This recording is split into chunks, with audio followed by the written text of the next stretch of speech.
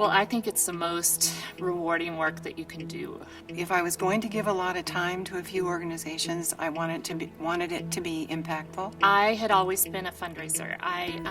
As a child, I hosted carnivals for MS in my backyard, and I was a Girl Scout.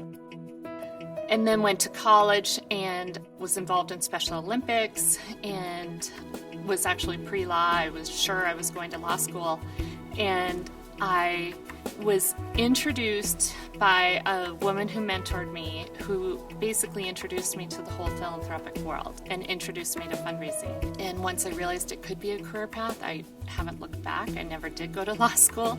The world doesn't necessarily need another lawyer, but it could always use another fundraiser. I was retired.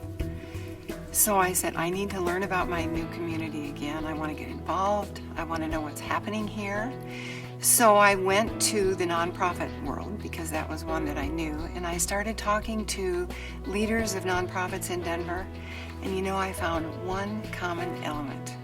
They were all looking for fundraisers as board members and as volunteers. Without exception, that was the need. So I said, that's the one thing I said I can't do. And then when I heard how great the need was, I said, well, maybe I better jump in and figure it out. It is unbelievably gratifying work. And I just feel like because I can help other people make a difference, my life has a little more meaning. And I leave a legacy as well in looking around at the places where I've worked. We've provided scholarships at Colorado School of Mines. We've helped American Indian students. I've helped renovate Denver Botanic Gardens, add a new building at Denver Art Museum, and now help sick kiddos get treated or find cures for whatever is ailing them. And that is unbelievably worthwhile to me. I have been passionate for a long time about women's issues, and then carried those over into the healthcare issues around cardiovascular disease and diabetes that affect women.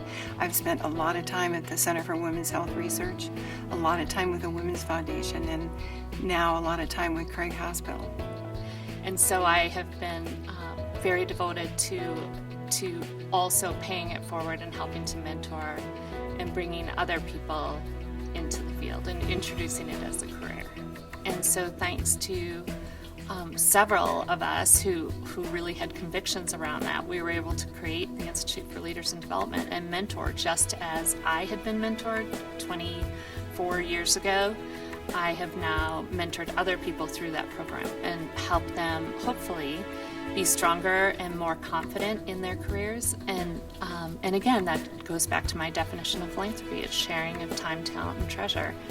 And I like to play that out in several ways in my life. You look at the gifts from philanthropists, they can take a good community, they can make it a great community, and it has become my world. So every time I see a donor feel that euphoria, that joy around making a difference with the gift, it makes my work totally worth it.